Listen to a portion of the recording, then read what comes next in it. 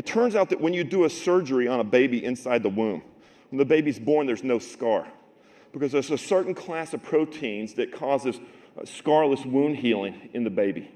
And so we figured, hey, listen, if we can take these same proteins and we can make nanofibers, can we make wound dressings out of these proteins in such a way that we don't have these debilitating scars, that we can heal faster, less infections, and that we'll also get hair regrowth?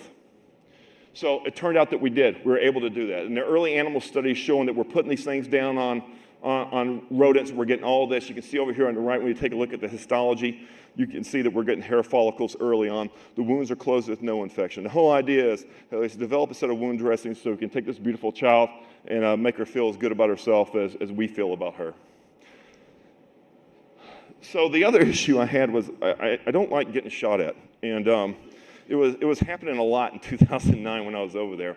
And one of the reasons why is because the Army had made this decision that they were going to make one camouflage pattern that was going to be good for all environments.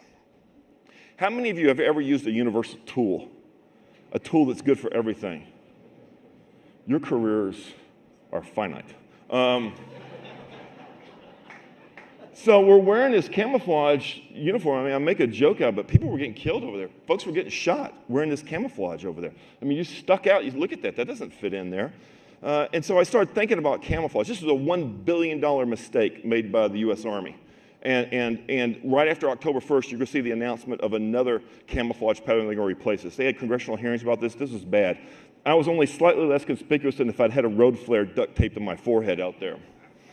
And it turned out that all of the services had decided, with all the flush money they had from the war on terror, that they were going to develop all different camouflage patterns. So now every service has their own camouflage pattern. So there's a couple of things that you see right away here. First of all, that there's obviously the same science is not behind all these camouflage patterns. And second of all, some of these services are making a fashion statement in their camouflage pattern.